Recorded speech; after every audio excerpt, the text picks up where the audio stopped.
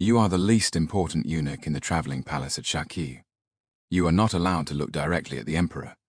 You lower your head, carry medicine, pass water, hold lamps, wait beside curtains, and disappear whenever powerful men begin to speak. Your name will never be carved into bamboo records. And in the Qin court, that is almost a blessing. Nameless men survive longer. But tonight is different. The imperial carriage has stopped too long. The lamps burn lower than usual. The curtains hang heavier than usual. You carry a bowl of medicine to the carriage and wait for the voice that makes ministers kneel.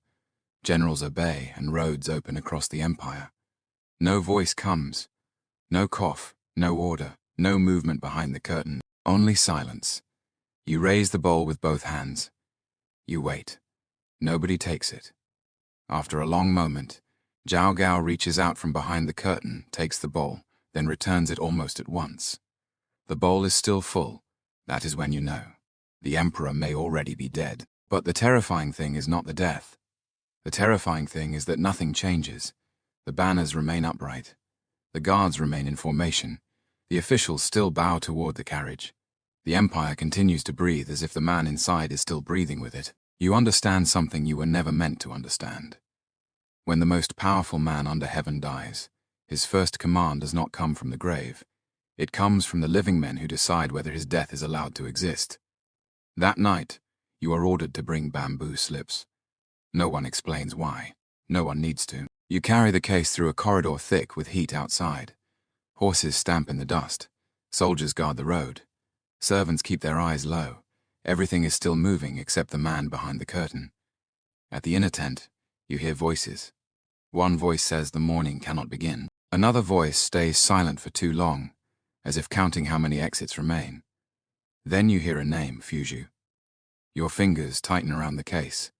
Fusu is in the north with Mengtian, the eldest son. The son many people believe should be summoned back. You do not understand high politics, but you understand one simple thing. If the will names Fusu, everyone standing near this carriage may soon become an enemy of the new emperor. Then Zhao Gao speaks again. His voice is soft. Soft enough to sound harmless. Soft enough to be poison. Another name enters the room. Huhai. You lower your forehead almost to the floor. You wish you had gone deaf. You wish the wind had twisted the words before they reached you.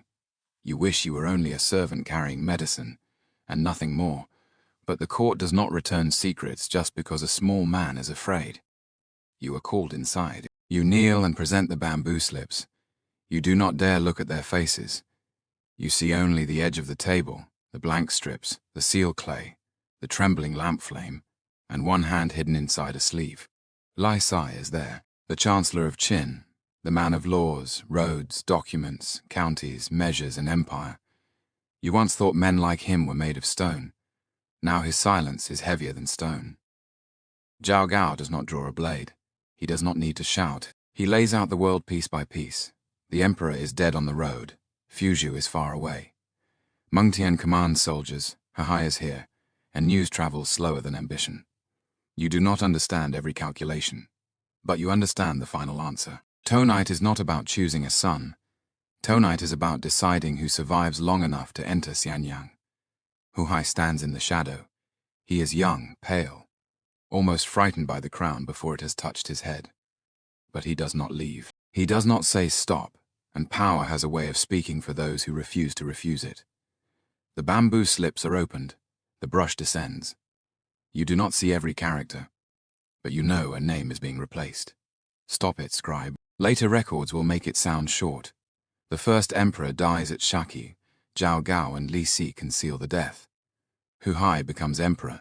Fusu is ordered to die. Short lines. Clean lines. Lines that behave as if history is a door closing, but you are there before the door closes. You see what happens in the lamp smoke. You see men discovering that a corpse can still be useful. You see an empire's inheritance decided not in a temple, not before the ancestors, not beneath open sky, but beside a carriage no one dares to open. Before dawn, the first order must leave. To Fusu, to Mengtian. When you hear the words, take your own life, cold moves down your back. No blood spills in the tent, but blood has already been sent for. You are ordered to bring the seal clay. It is soft in your palm, a little damp, harmless almost, until the imperial seal presses into it. Then it hardens. Then it becomes command. Then it tells the world, this is the emperor's will. But you know the emperor can no longer will anything. Your hands begin to shake. Zhao Gao looks at you. Only once, you steady your hands. In the Qin palace, a smart servant does not need a second warning. The seal falls, the mark appears. And for a moment, you understand how an empire truly moves. Not by heaven, not by virtue, not even by law alone. It moves because seals are pressed down, curtains are kept shut, and small people like you carry things they should drop, hear words they should not hear, and swallow truths too large for their throats. The procession moves again. The emperor's death cannot be announced. The body remains inside the carriage. At first, no one dares come too close. Then the heat grows worse. A smell begins to escape through the curtains, not an ordinary smell. Not only death, it is the smell of power beginning to rot, so they bring fish. Cartloads of strong-smelling fish, enough to cover one stench with another. Officials pretend it is only the smell of supplies. Guards pretend not to notice.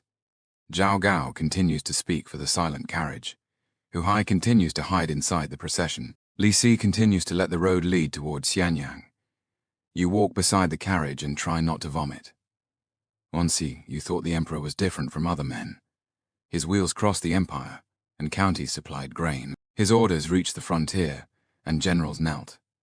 He wanted roads, and roads were built. He wanted the sea, and ships were prepared.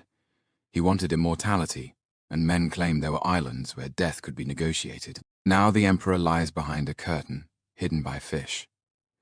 Not because he is divine, because the living need a few more days. Someone asks you whether there has been movement inside. You say yes. Someone asks whether His Majesty is well. You say, His Majesty is well. The words scrape your tongue. You know you are lying. You also know that truth may not let you live until sunset. You are not a hero. You are a low eunuch with no soldiers, no clan, no patron powerful enough to shield you. Your entire life is a robe, a few coins, and a breath no one has yet decided to take away. So you live. You live to see the forged command leave the procession. You live to watch the messenger mount his horse. You live to see dust swallow the hooves. And far to the north, you imagine Fusu receiving the order, opening the slips, and reading a death sentence wearing his father's seal. You do not know whether he doubts it. You do not know whether Mengtian warns him. You only know that murder does not always need a knife. Sometimes murder needs a seal, a sentence, a delay, and enough obedient hands to carry it forward. The road to Xianyang grows shorter.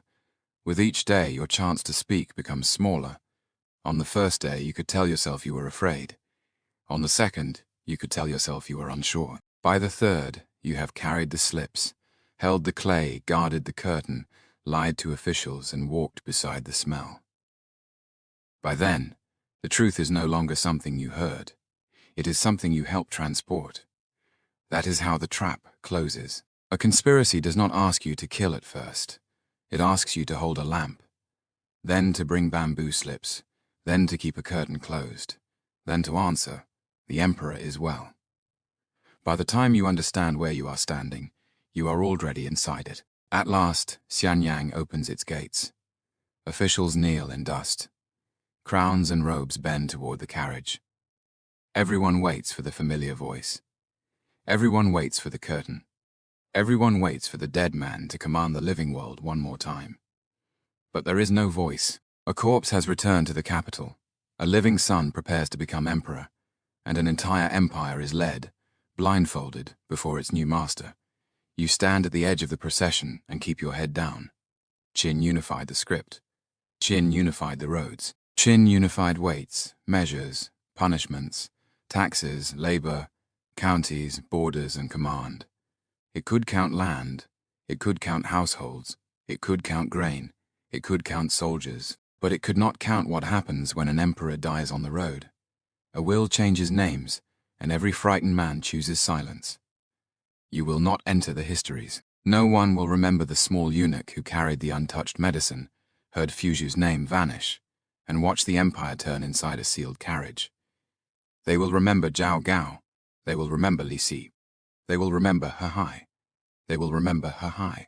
They will remember Fusu's death. They will remember that Qin, which once seemed built to last 10,000 generations, collapsed in the hands of the second emperor. But you know the truth history rarely has room to say. Great events do not always thunder.